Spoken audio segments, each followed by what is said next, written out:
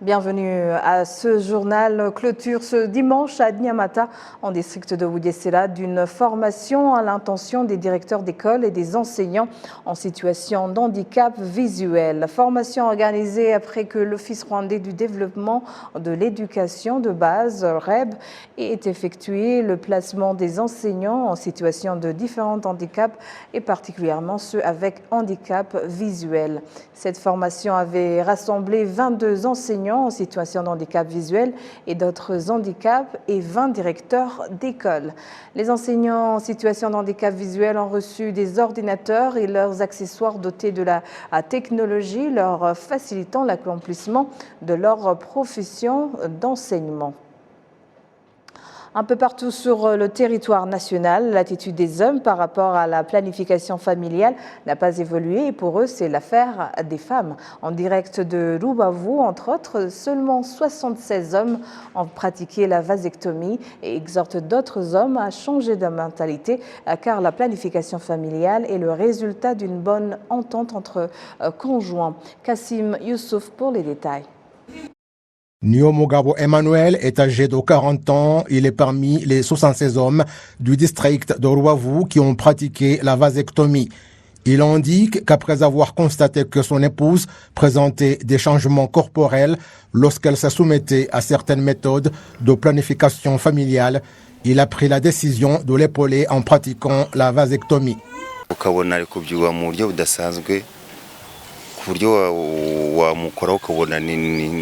On voit qu'elle grossit bizarrement et le souffle change. Nous sommes allés à l'hôpital où on a essayé différentes méthodes, mais sans résultat. J'ai alors décidé de faire la vasectomie.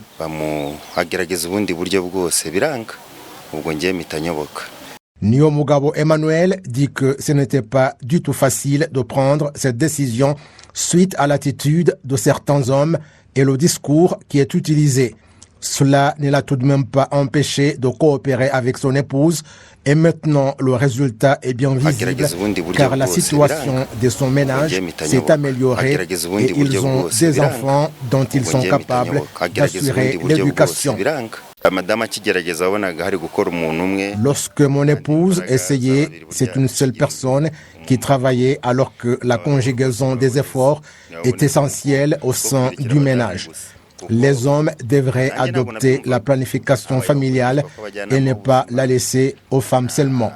Moi non plus, je ne comprenais rien. Il a fallu la sensibilisation des auxiliaires de santé et diverses formations. Ce n'est pas facile à comprendre, mais les hommes devraient essayer parce qu'il n'y a pas de problème. Il y a ceux qui me demandent à propos des relations intimes. Je leur dis que le corps fonctionne normalement et il n'y a pas de problème. Sans relations intimes, le ménage est disloqué. C'est cela qui leur fait peur et c'était la même chose pour moi, mais tout va bien dans ce domaine. Suite à notre état morphologique, il y a celles qui pratiquent la planification familiale et deviennent faibles. Même la propreté domestique devient un problème parce qu'on n'a pas de force. Mais si c'est l'homme qui le fait, les conjoints ont la force et travaillent normalement. Un grand nombre d'hommes dans ce district et partout ailleurs dans le pays ont cependant la mentalité selon laquelle la planification familiale concerne seulement les femmes. Une personne est un homme complet lorsqu'il est capable de procréer, mais quand il est ligaturé, il se peut qu'on perde la force de faire les relations intimes et surtout, on n'est plus capable de procréer. Je ne me suis pas encore entretenu avec celui qui l'a pratiqué pour qu'il me dise qu'il n'y a pas de problème.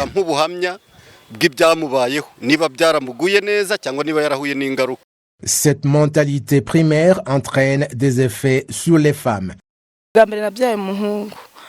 J'ai d'abord donné naissance à un garçon, puis à une fille qui est décédée, et après à un autre garçon et 2 fois des jumeaux. Les jumeaux souffrent de la kwashiorkor et je ne savais pas quoi faire, mais heureusement que le bon leadership du pays m'a aidé. La direction du district de Rubavu indique qu'il y a une attitude primaire basée notamment sur la croyance qui fait que les hommes ne se proposent pas au programme de planification familiale et que les efforts sont concentrés sur la sensibilisation. Nous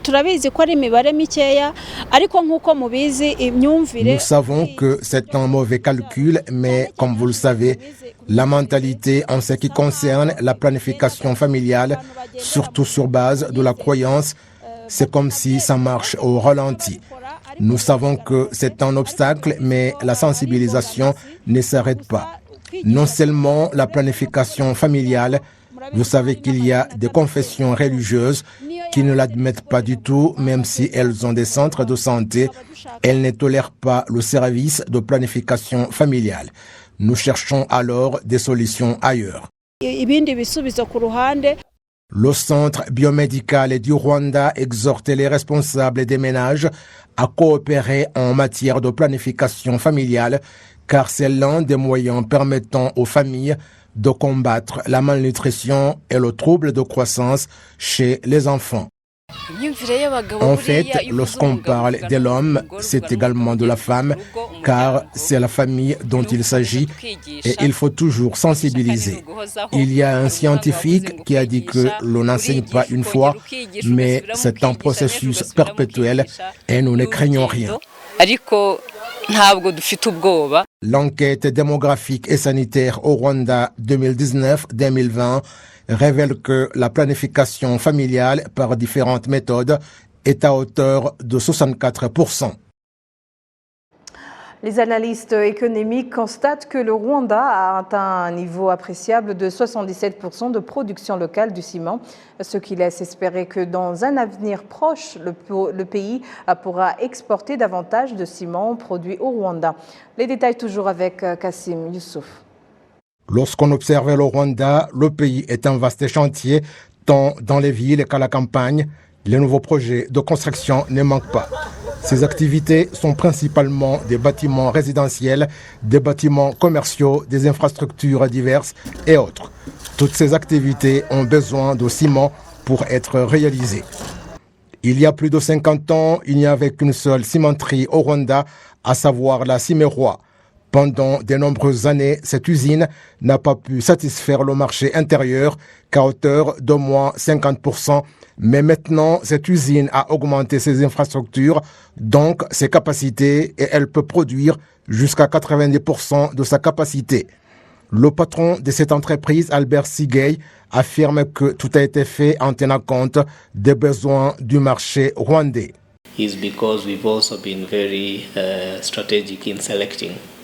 Les chiffres montrent que l'industrie du ciment a augmenté sa production de 21% au deuxième trimestre de cette année 2022, faisant passer l'autosuffisance en ciment produit au Rwanda de 68% en 2021 à 77% en 6 mois d'avant l'année 2022. Cela signifie que la production externe est égale à 23% de la demande totale dans le pays. Les exportations de ciment ont augmenté en 2022 pour atteindre 40,1 millions de tonnes, alors qu'en 2020, 68,3 millions de tonnes ont été exportées. De 2017 à 2021, les exportations de ciment ont augmenté de 18,2% et les importations de 14,2%. En 2021, l'industrie rwandaise a produit 630,4 millions de tonnes contre 923,7 millions de tonnes de ciment nécessaires. Habituellement, 2 usines au Rwanda ont la capacité de produire 600 millions de tonnes par an par usine. Les analystes économiques soulignent que l'augmentation de la capacité de cette industrie serait la solution pour faire face aux problèmes du ciment dans le pays et le coût élevé des produits importés. En plus des 2 usines existantes dans le pays, Cimeroy et Prime Cement, opérationnelles en district de Muhanga, la construction de la nouvelle usine d'Angia, dont les travaux ont atteint plus de 70% de leur achèvement, et pourra embaucher environ 1280 personnes. Les représentants de cette entreprise sont fiers d'avoir contribué à combler le manque de ciment au Rwanda. Lorsque cette cimenterie aura commencé à mettre du ciment sur le marché, cela signifie qu'il sera transformé au Rwanda au moins 2 fois par rapport aux besoins. Les gens pensent que c'est un objectif que le Rwanda atteindra parce qu'il augmentera ses exportations et gagnera des devises étrangères au lieu d'en perdre. Le ministère du Commerce et de l'Industrie insiste sur le fait que la croissance de l'industrie du ciment dans le pays conduit à l'objectif d'augmenter la production mondiale de ce secteur. Les analystes économiques estiment quant à eux que la vitesse du développement de l'industrie au Rwanda est un signe de la bonne santé économique du pays au cours des prochaines années. Ils estiment par ailleurs que cette industrie pourra créer des emplois et favoriser la production et la consommation locale. Voilà, c'est tout pour ce soir et au nom de toute l'équipe qui a contribué à sa réalisation, je vous remercie moi-même Michel Iradukunda. Bonne poursuite des programmes de la télévision rwandaise et d'ici là, portez-vous bien. Bon dimanche.